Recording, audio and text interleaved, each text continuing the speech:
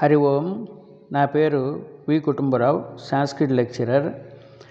Intermediate second ఇయర్లో అసలు ఏం చదవాలి, ఇంపార్టెంట్ క్వశ్చన్స్ చెప్పుకుందాము. ఇక్కడ first question word to word meanings and summary.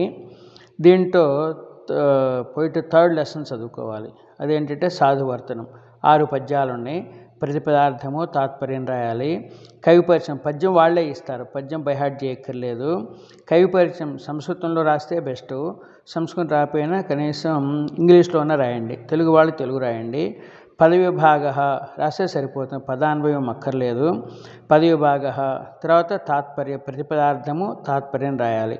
ఈ సాధువర్తనం పద్యం వాళ్ళే ఇస్తారు, మనం బైహార్ట్ చేయక్కర్లేదు.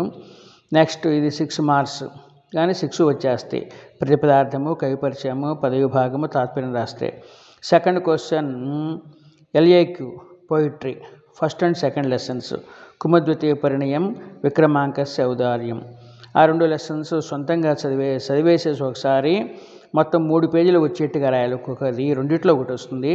కొటేషన్స్, అనటేషన్సే అంటే సందర్భ వాక్యాలు కొటేషన్స్గా రాయండి.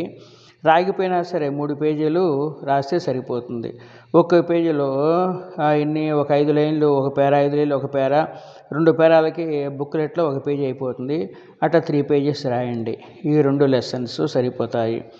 Third question LAQs, prose LAQs. First lesson, second lesson. సోమదత్త చరితం, భ్రాతృవాత్సల్యం. ఇది కూడా అంతే, రెండిట్లో ఒకటి కంపల్సరీగా వస్తుంది. చందమామ కథల్లాగా చదువుకోండి. స్టోరీ మొత్తం ఒకసారి చదివి కంటెంట్ ఏది గుర్తొస్తే అక్కడ 3 పేజీలు వచ్చేట్టుగా రాయండి. కొన్ని పాయింట్స్ మిస్ అయినా పర్వాలేదు. కొటేషన్స్ రాసినా రాకపోయినా 3 పేజీలు రాయగలిగితే 5 మార్కులు గ్యారంటీకి వస్తారు. దీంట్లో 5 మార్కులు, దీంట్లో 5 మార్క్స్ వస్తాయి. Fourth question first and third lesson. న్యాస రక్ష అనురావం ఉంది. దీంట్లో 2 క్వశ్చన్స్ ఉన్నాయి, దీంట్లో 2 క్వశ్చన్స్ ఉన్నాయి. దీంట్లో 2 క్వశ్చన్స్లో ఒకటి వస్తుంది, 4 మార్కులు. ఈ అనురావంలో 3వ లెసన్ అనురావంలో 2 క్వశ్చన్స్ ఉన్నాయి. 2 క్వశ్చన్స్లో ఒకటి వస్తుంది, 4 మార్క్స్. 4 + 4 8 మార్క్స్ వస్తాయి అన్నమాట, నాన్ డీటెయిల్లోనే ఈజీగా. తర్వాత poetry annotations, first and second lessons. కుమద్వితీయ పరిణయ, విక్రమాంకస్య ఔదార్యం. దీంట్లో కవి పరిచయ, సందర్భ, భావ 3 సైడ్ హెడ్డింగ్స్ ఉండాలి. 3 సైడ్ హెడ్డింగ్స్ ఉంటే అప్పుడు సైడ్ హెడ్డింగ్స్ మధ్యలో ఏమి రాయమాకండి. అప్పుడు గ్యారంటీగా 3 మార్క్స్ చొప్పున వేస్తారు. కాబట్టి రెండిట్లో దీంట్లోంచి ఒకటి వస్తుంది, దీంట్లోంచి ఒకటి వస్తుంది. 3 6 క్వశ్చన్స్ ఉన్నాయి. దీంట్లో 6 మార్క్స్ వస్తాయి. Prose annotations, first and third lessons. సోమదత్త చరితం, సుహృద్భేద. దీంట్లోంచి 3 క్వశ్చన్స్ ఉన్నాయి, దీంట్లో 3 క్వశ్చన్స్ ఉన్నాయి. ఆ 3 కవి పరిచయం, సందర్భము, భావం రాయండి. భావం క్వశ్చనే రాసేయండి. అట్లా 3 మార్క్స్ 6 మార్క్స్ వస్తాయి. పోయిట్రీలో SAQs, third and fourth lessons. ఏమిటవి? సాధువర్తనం, గాయత్రి, నీతి, గీతావళి. సింపుల్గా ఉంటుంది. దీంట్లోంచి కొన్ని వస్తాయి.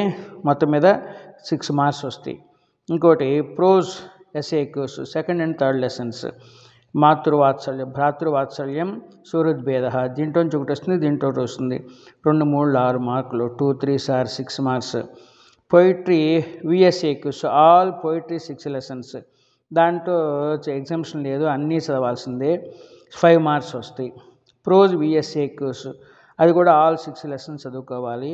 దాంట్లో ఎగ్జామ్షన్ లేదు, 5 మార్క్స్ వస్తాయి. Letter writing, first, second and fourth letters ఈజీగా ఉంటాయి. ఎనీ 3 లెసన్స్ చదువుకోవాలి, 3 లెటర్స్ చదువుకోవాలి. ఫస్ట్ సెకండ్లోంచి ఒకటి వస్తుంది, సెకండ్ థర్డ్ ఫోర్త్ నుంచి ఒకటి వస్తుంది. అందువల్ల ఒకవేళ థర్డ్ ఫోర్త్ ఇస్తే ఇబ్బంది అవుతుంది. కాబట్టి ఫస్ట్ సెకండ్ బాగా చదువుకుని ఫోర్త్ పైన చదువుకుని కావాలంటే మొత్తం ఎనీ 3 లెటర్స్ పర్ఫెక్ట్గా ఉండాలి, 3 లెటర్స్ పర్ఫెక్ట్గా ఉండాలి. 12th క్వశ్చన్ సంధీస్ టు డిస్జాయిన్, విడదీయటానికి అన్నమాట.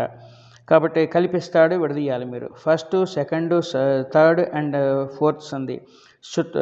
కాబట్టి ఈ 1 2 3 4 సంధి. శుత్వ సంధి, స్తుత్వ సంధి. తర్వాత జస్వ సంధి, అనునాసిక సంధి. ఈ 4 సంధులు ఉంటాయి అన్నమాట. అదే మళ్ళీ 13వ క్వశ్చన్ కూడా అవే ఉంటాయి. అవి జాయిన్ చేయాలి. ప్లస్ పెట్టి విడదీసి ఉంటారు.